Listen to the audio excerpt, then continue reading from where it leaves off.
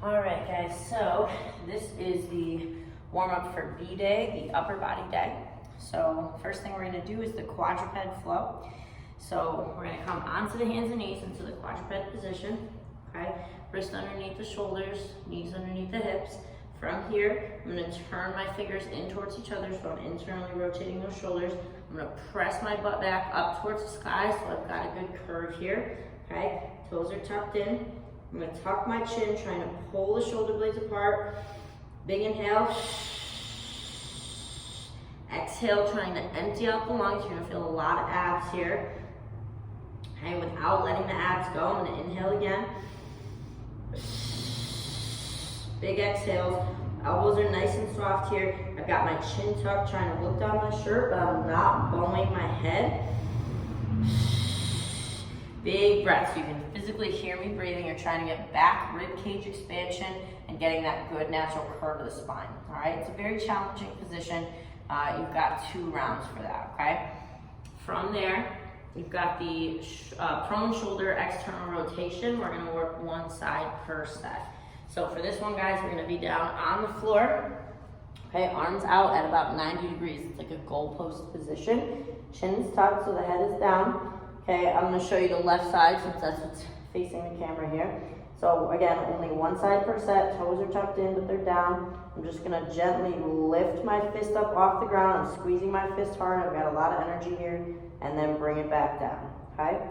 Again, I'm going all one side for a whole set. So we're doing external rotation of the shoulder here. Okay, we're gonna feel it a lot in that area, obviously. And we want to coach up, guys, that it's not going to be a large range of motion. So they shouldn't, even though they might look at you and say, oh, they're getting a large range and it doesn't feel like I am. Okay, the way it looks and the way it feels are 2 different things. So make sure you mention that.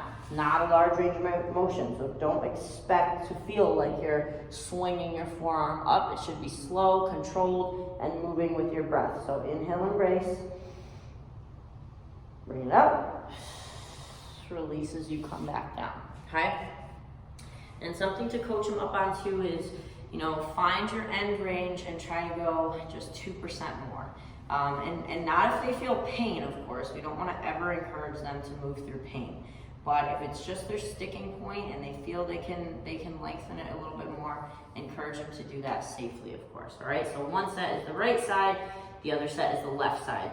And you'll see on the dock it says 3 in right next to the slot. So what that means is their goal is to go 3 full reps back to back and then rest for a couple seconds. 3 full reps and then rest for a couple seconds. So they're only gonna get in so many rounds in 45 seconds, which is fine. You don't need to do many of these. Okay, same thing for the left side. Next, we have the eccentric push-up. So wrist, elbow, shoulders stacked. You've got fingers spread here, feet are about hip to shoulder width. Hips are slightly tucked. I'm pressing the head and neck away from the floor. I'm gonna nice and slow lower it down, driving the elbows out at 45 degrees, and then try to push up with power and a quick win. So like a 1, 2, 3, 4, press hard, okay? Lower impact, they're going to come down to the knees and do the exact same thing, nice and slow down. Press hard all the way up. If someone really struggles with the push-up, which is many people, they don't have to go all the way to the floor. So encourage them to just go where they feel they can push up from, which might be only right here. We just want to coach them up on trying to do it nice and slow, okay? And that's what's going to give them the eccentric work. Last activation, fun exercise is going to be the iso bicycle switch call out. So back to the ground, hands loose behind the head here, no clenching or clasping of the hands. Okay, legs up. I'm going to drive my knee to opposing elbow and I'm going to hold it until the coach calls out switch.